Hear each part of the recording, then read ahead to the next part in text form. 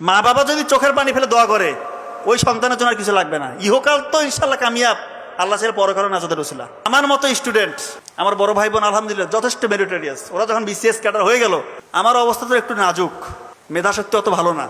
আমার মা শুধু দোয়া করে যে আল্লাহ এই দুই সন্তান তো বিসিএস ক্যাডার হয়ে গেছে, এ যদি না হয় এর মনের ভিতরে যে কি হতাশা কাজ করবে। শুধু দিনরাত দোয়া যে আল্লাহ ওকে নিরাশ করো না, চোখের পানি ফেলে দোয়া করতো। তো বিসিএস এ যখন ভাইবা গেলাম, ভাইবা পরীক্ষা দিতে, যেগুলো আমি পড়েছি আল্লাহর রহমতে ওগুলো আমাকে ধরেছে। এটা তো একটা মিরাকেল। প্রশ্ন কমন বড় স্কোপ আছে নাকি? কোথা থেকে ধরবে, কোনো ঠিক ঠিকানা আছে? আমিও আল্লাহর কাছে চাইছি আল্লাহ আমি যেগুলো থেকে বলতেছি ওগুলো থেকে যেন আমাকে ধরে। সংবিধানটা আমি খুব ভালো পারতাম, সংবিধান থেকে আমাকে প্রশ্ন করতে আমি তো পটাপট উত্তর দিচ্ছি। ওরা তো বলতেছে রে বাবা রে বাবা কি ব্যাপার, সংবিধানের কোন অনুচ্ছেদে কি আছে না আছে একদম পটাপট বলে দিচ্ছি।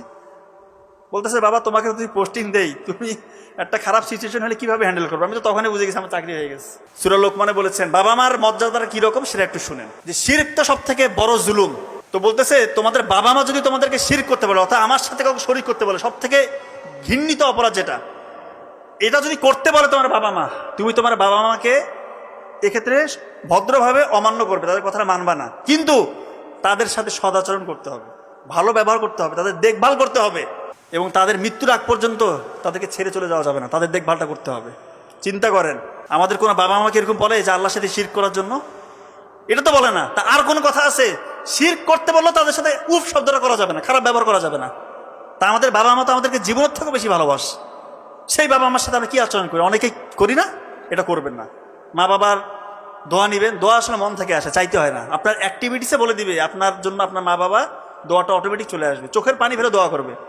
মা বাবা যদি চোখের পানি ফেলে দোয়া করে ওই সন্তানের জন্য আর কিছু লাগবে না। ইহকাল তো ইনশাল্লাহ কামিয়াব, আল্লাহ ছেড়ে পরকালে নাজাতের রসিলা। আমার মতো স্টুডেন্ট, আমার বড় ভাই বোন আলহামদুলিল্লাহ যথেষ্ট মেরিটোরিয়াস। ওরা যখন বিসিএস ক্যাডার হয়ে গেল, আমার অবস্থা তো একটু নাজুক, মেধাশক্তি অত ভালো না।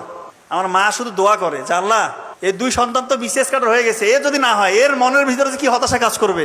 শুধু দিনরাত দোয়া যে আল্লাহ ওকে নিরাশ করো না, চোখের পানি ফেলে দোয়া করতো। তো বিসিএস এ যখন ভাইবা গেলাম, ভাইবা পরীক্ষা দিতে, যেগুলো আমি পড়েছি আল্লাহর রহমতে ওগুলো আমাকে ধরেছে। এটা তো একটা মিরাকেল। প্রশ্ন কমন বড় স্কোপ আছে নাকি? কোথা থেকে ধরবে, কোনো ঠিক ঠিকানা আছে? আমিও আল্লাহর কাছে চাইছি আল্লাহ আমি যেগুলো থেকে বলতেছি ওগুলো থেকে যেন আমাকে ধরে। সংবিধানটা আমি খুব ভালো পারতাম, সংবিধান থেকে আমাকে প্রশ্ন করতে আমি তো পটাপট উত্তর দিচ্ছি। ওরা তো বলতেছে রে বাবা রে বাবা কি ব্যাপার, সংবিধানের কোন অনুচ্ছেদে কি আছে না আছে একদম পটাপট বলে দিচ্ছি। বলতেছে বাবা তোমাকে যদি পোস্টিং দেই তুমি একটা খারাপ সিচুয়েশন হলে কিভাবে হ্যান্ডেল করবো? আমি তো তখনই বুঝে গেছি আমার চাকরি হয়ে গেছে।